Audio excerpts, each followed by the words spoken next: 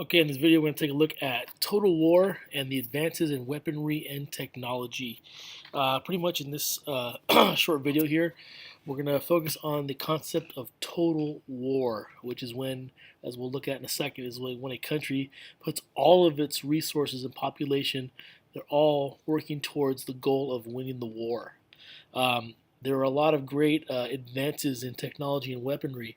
As we talked about in the last video, these countries were competing to show off who's got the best weapons, who's the biggest, who's the baddest, and they were developing all these new weapons. We had this great influx of new technology, and not only did it make people's lives easier with the inventions, we also came up with new, more technologically advanced ways of killing people. And as we're going to see, this is very horrific. It's going to horrify people when we see the amount of people, the numbers that are killed. So let's go ahead and get started.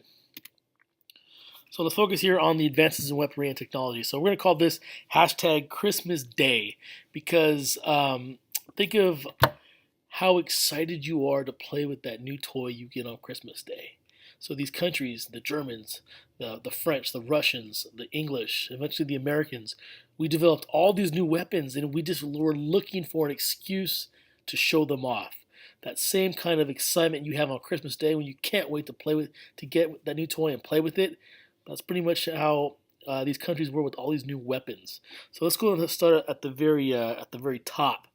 We see the GIF up there of a tank. Tanks were pretty much had been invented before, but the first time we saw them in real use in war was during World War One.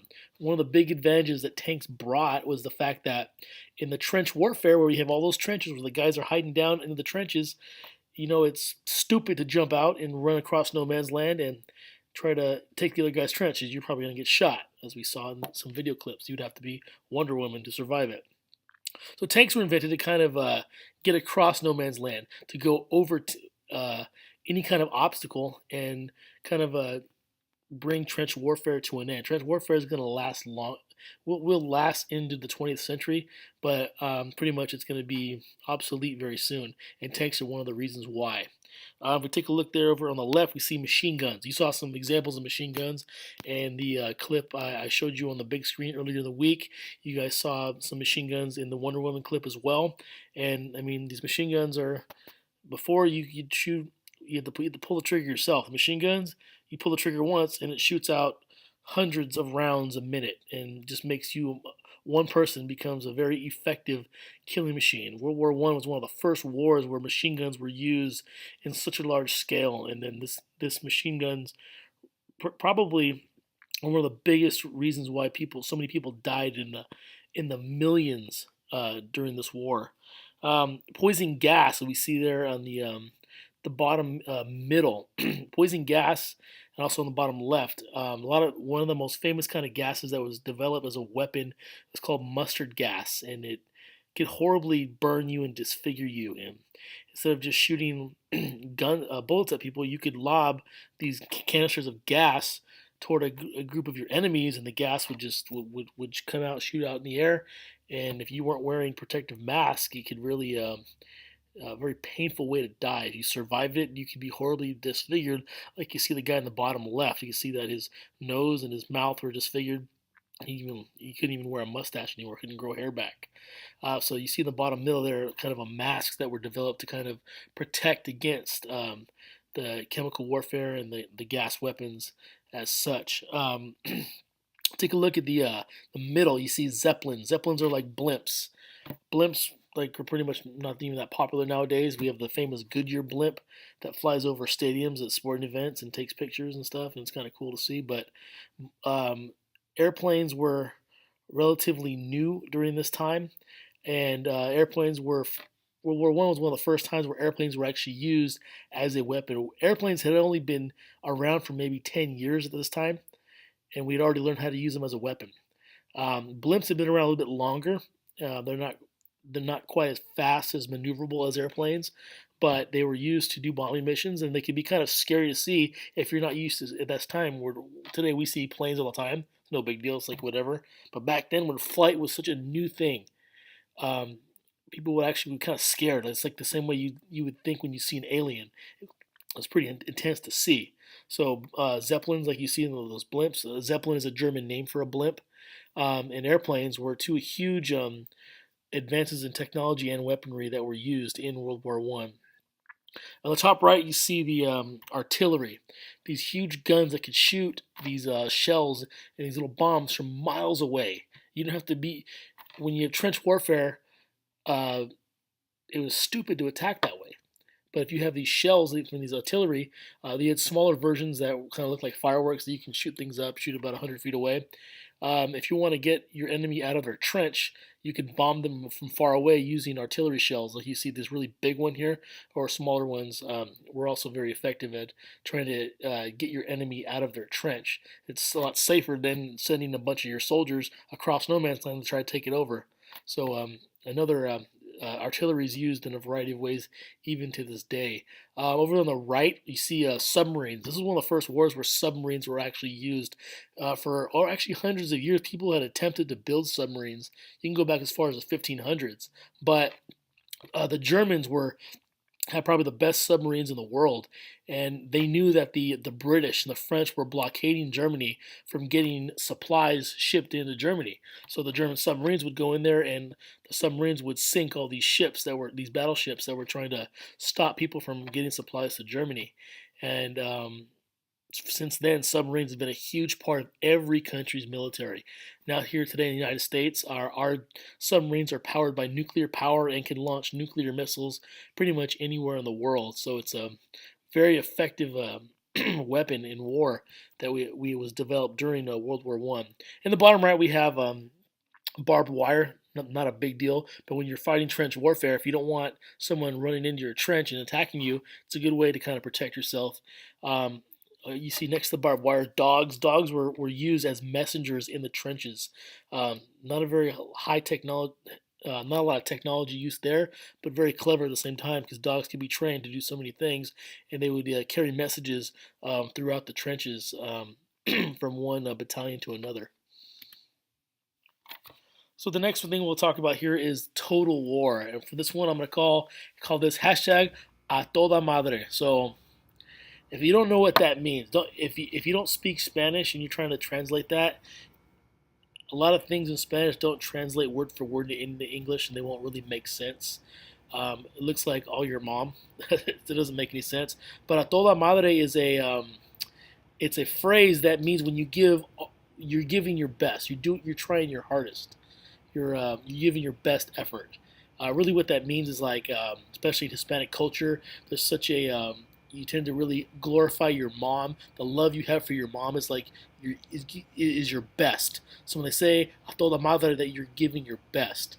So total war is when a country is going to put all of their resources, all the natural resources, and even the population, everyone gets involved to try to win the war. So they're doing their best. That's why it's a toda madre. They are trying their best to win this war. Everybody gets involved. Now, one of the ways in which they would get involved is through a funny word you see there in the top right called conscription. Okay, you want to write that down. Conscription is a draft. A draft when all the men in this country, when you turn 18, you have to sign a paper giving your contact information to the government. Every American citizen has to do this. And what this means is that if we ever go to war where the soldiers we have who volunteer to be soldiers right today, if you want to be in the army, it's voluntary. But if we don't have enough soldiers, we have a draft where anybody 18 or over can be brought in to automatically defend this country.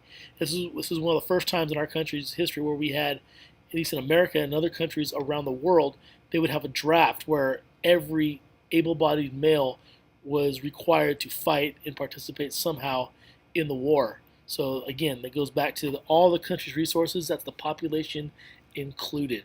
So when you're drafted, you don't have a choice. You don't have a choice like you would in the NFL draft, like you see Odell Beckham Jr. right there on draft day.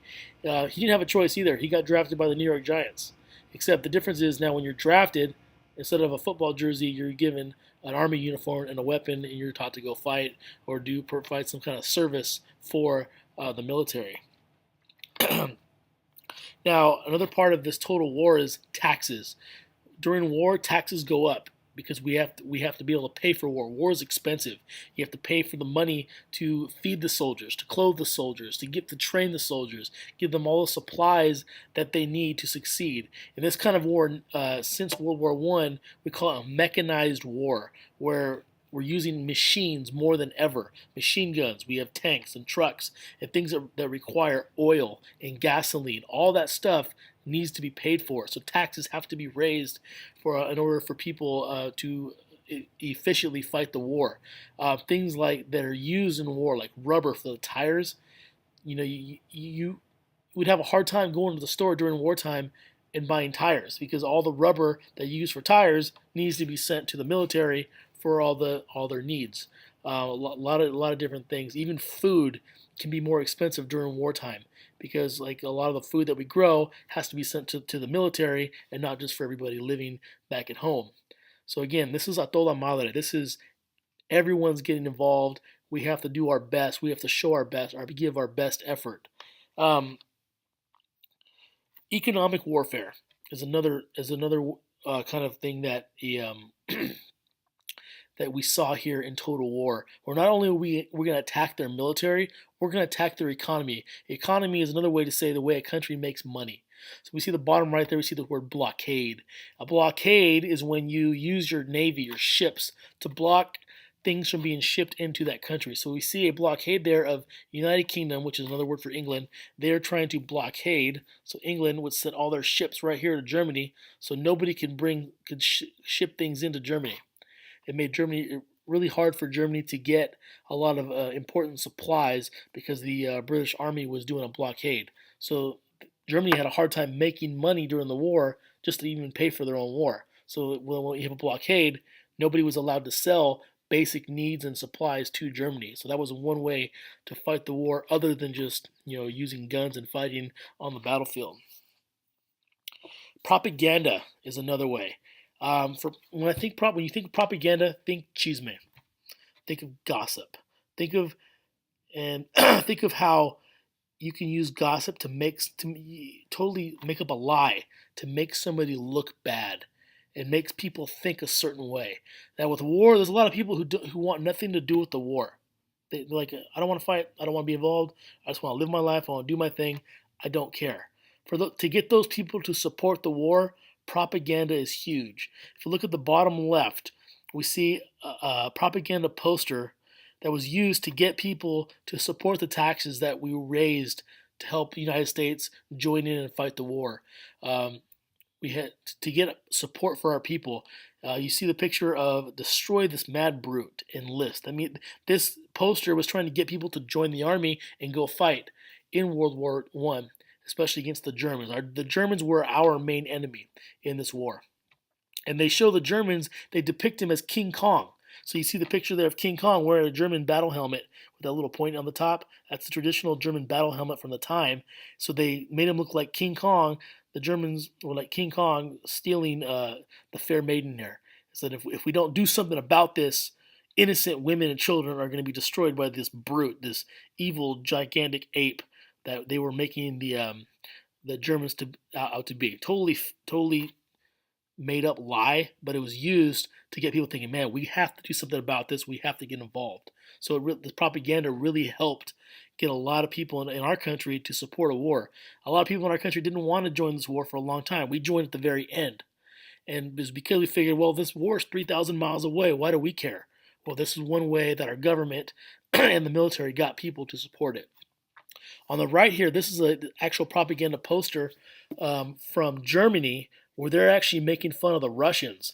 So there were some people around here in Germany who really didn't want to be part of this war. But to get everybody involved and to support it, they made these kind of posters here. So with one of their enemies, their biggest enemies for Germany, besides us and a lot of other people, were the Russians.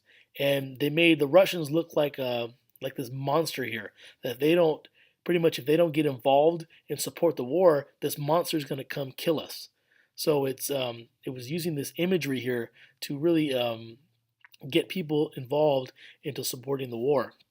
Long story short, Total War is different ways to get everybody in a country involved. Not just the army, not just the military, not just the government. Everybody played a role.